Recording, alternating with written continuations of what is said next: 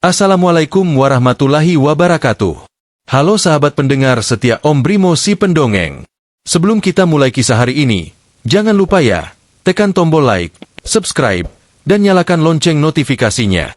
Biar kalian gak ketinggalan kisah-kisah sejarah, misteri, dan legenda inspiratif lainnya dari Om Brimo. Dan kalau kalian suka dengan cerita-cerita bernuansa Islam, sejarah, atau kisah penuh hikmah seperti ini, tulis pendapat kalian di kolom komentar. Siapa tahu, komentar kalian yang bakal Om Brimo bacakan di episode berikutnya. Sudah siap? Kalau gitu, yuk kita mulai perjalanan menuju masa lalu, menyusuri jejak peradaban Islam, dari padang pasir yang tandus hingga menjadi cahaya bagi dunia.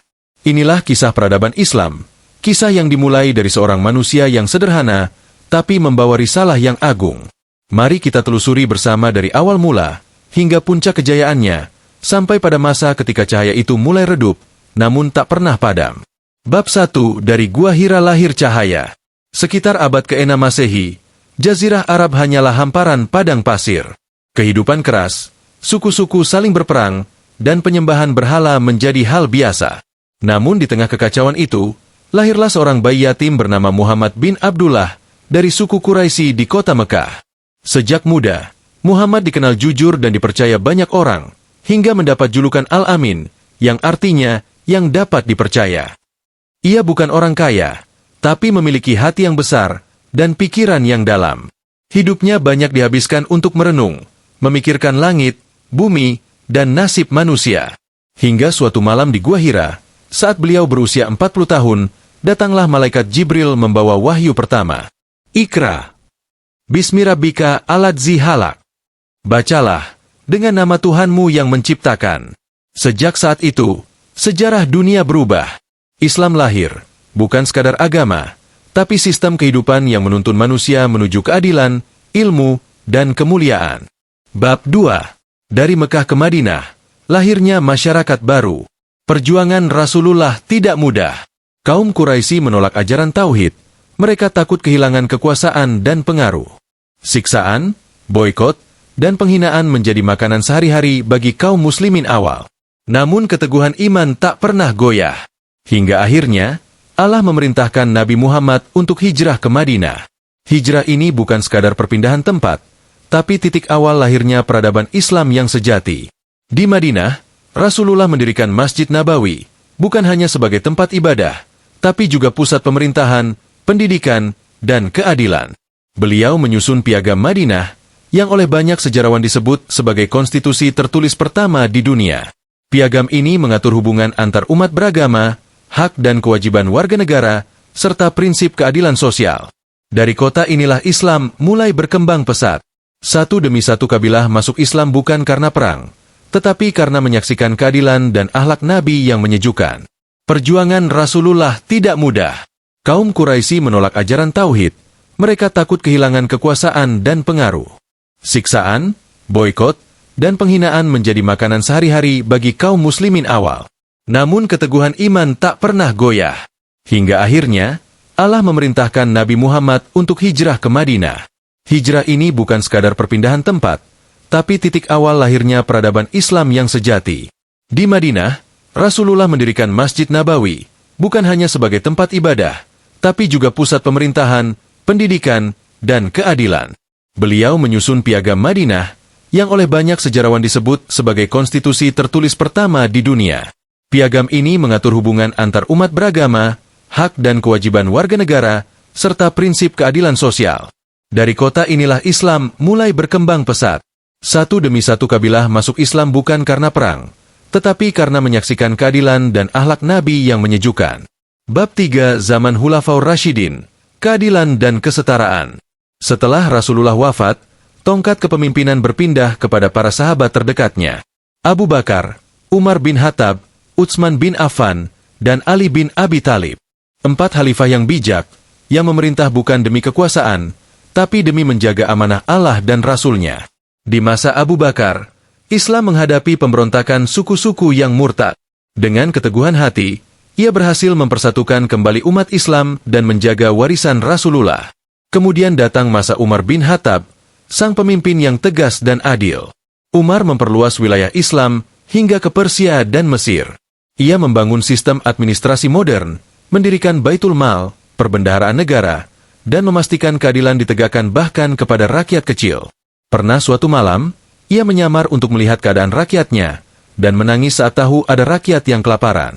Begitulah pemimpin sejati dalam Islam, takut kepada Allah lebih dari segalanya. Di masa Utsman bin Affan, mushaf Al-Quran disatukan agar tidak terjadi perbedaan bacaan di berbagai wilayah. Sedangkan di masa Ali bin Abi Thalib, meski dihantam fitnah dan perang saudara, beliau tetap menjadi simbol kebijaksanaan dan ilmu pengetahuan. Zaman ini disebut masa keemasan pertama Islam, karena disinilah nilai keadilan, persaudaraan, dan kesetaraan manusia benar-benar diwujudkan. Bab 4 Dinasti Umayyah, dari Damaskus ke Andalusia. Setelah Khulafaur Rasyidin, berdirilah dinasti Umayyah di Damaskus. Di bawah kepemimpinan Muawiyah bin Abu Sufyan dan para khalifah sesudahnya, Islam meluas pesat ke 3 benua. Dari Spanyol di barat hingga India di timur. Di bawah panji Islam, kota Damaskus menjelma menjadi pusat peradaban. Jalan, istana, dan masjid dibangun megah. Namun yang paling luar biasa adalah semangat penyebaran ilmu. Khalifah tidak hanya memerintah dengan pedang, tetapi juga pena dan pemikiran. Ketika tentara Muslim menyeberangi Selat Gibraltar, mereka membawa lebih dari sekadar senjata. Mereka membawa ilmu, seni, dan cahaya tauhid ke daratan Eropa. Lahir kota-kota Islam di Andalusia, Spanyol, seperti Cordoba, Toledo, dan Granada, kota yang kelak menjadi lentera Eropa di masa kegelapan. Bab 5, Dinasti Abbasiyah, puncak kejayaan ilmu. Kemudian, tongkat estafet beralih ke dinasti Abbasiyah dengan ibu kota di Baghdad. Inilah masa di mana dunia Islam mencapai puncak keemasan dalam ilmu pengetahuan, budaya, dan teknologi. Baghdad dijuluki permata dunia, kota yang tak pernah tidur karena dipenuhi oleh para ilmuwan, filsuf, dan seniman. Di masa Harun ar-Rasyid dan Al-Ma'mun, berdirilah Baitul Hikmah, rumah kebijaksanaan. Tempat para ilmuwan dari berbagai bangsa berkumpul, menerjemahkan, menulis, dan menemukan hal-hal baru. Dari sinilah muncul tokoh-tokoh besar dunia. Al-Hawarizmi, Bapak Aljabar dan Algoritma Ibnu Sina, Avicenna, penulis Al-Hanun fi Al-Tib, kitab kedokteran yang dipakai di Eropa selama 500 tahun, Al-Haytham, penemu prinsip optik dan metode ilmiah modern Jabir Ibn Hayyan, pelopor ilmu kimia Al-Biruni, ahli astronomi dan geografi yang bisa menghitung keliling bumi dengan akurat. Sementara itu, seni dan arsitektur Islam mencapai puncak keindahan. Masjid, madrasah, perpustakaan, dan taman dibangun dengan keanggunan dan makna spiritual yang dalam. Setiap garis dan ukiran bukan hanya estetika, tapi juga ibadah. Bab 6. Islam di Andalusia, peradaban yang menyilaukan Eropa. Mari kita menyeberang ke barat, ke tanah Andalusia, Spanyol Muslim. Di sini berdiri kota Cordoba, yang pada abad ke-10 memiliki lebih dari 500 masjid, 300 pemandian umum, dan 70 perpustakaan besar. Sementara itu, kota-kota Eropa lainnya masih gelap gulita tanpa penerangan.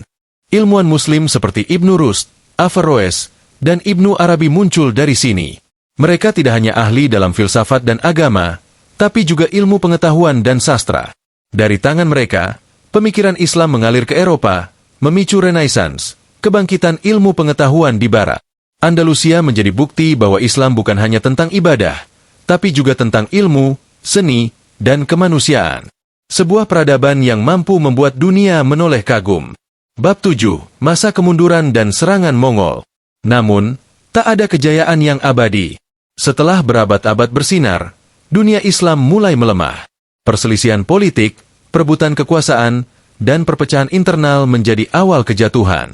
Tahun 1258 menjadi titik kelam. Pasukan Mongol di bawah Hulagu Han menyerbu Baghdad. Perpustakaan terbesar dunia saat itu dibakar. Ribuan buku dilemparkan ke sungai Tigris, hingga airnya dikatakan berubah hitam karena tinta. Namun meski Baghdad hancur, semangat Islam tidak padam. Dari barat muncul Kesultanan Utsmani, Ottoman, di Turki. Dari timur lahir Kesultanan Mughal di India. Dari Persia, muncul dinasti Safawi yang menjaga kebudayaan Islam tetap hidup. Bab 8. Warisan abadi Islam bagi dunia modern. Kini, ratusan tahun telah berlalu. Namun jejak peradaban Islam masih terasa dalam banyak hal. Dari angka-angka yang kita pakai, hingga konsep rumah sakit, universitas, dan sistem pemerintahan modern. Banyak hal yang dunia modern pelajari dari Islam, dari ilmu, seni, hingga nilai moral. Islam mengajarkan keseimbangan antara dunia dan akhirat, antara ilmu dan iman, antara akal dan hati. Dan yang paling penting, Islam mengajarkan bahwa ilmu adalah cahaya dan kebodohan adalah kegelapan. Penutup, sahabat pendengar, itulah kisah panjang peradaban Islam, kisah tentang kebangkitan dari tanah gersang menuju kejayaan yang menyinari dunia. Dari tangan para nabi, khalifah, ulama, dan ilmuwan, kita belajar bahwa kejayaan bukan diwariskan, tapi diperjuangkan. Semoga kisah ini membuat kita semua semakin bangga menjadi bagian dari umat yang pernah menerangi dunia. Dan semoga suatu hari nanti, umat Islam kembali menemukan sinarnya, bukan dengan pedang, tapi dengan ilmu, keadilan, dan akhlak. Om Brimo pamit dulu ya. Jangan lupa like, subscribe, dan tulis komentar kalau kalian ingin Om Brimo kembali membawakan kisah sejarah Islam lainnya. Dari keajaiban Mesir, misteri Andalusia, hingga perjalanan ilmu ke Nusantara.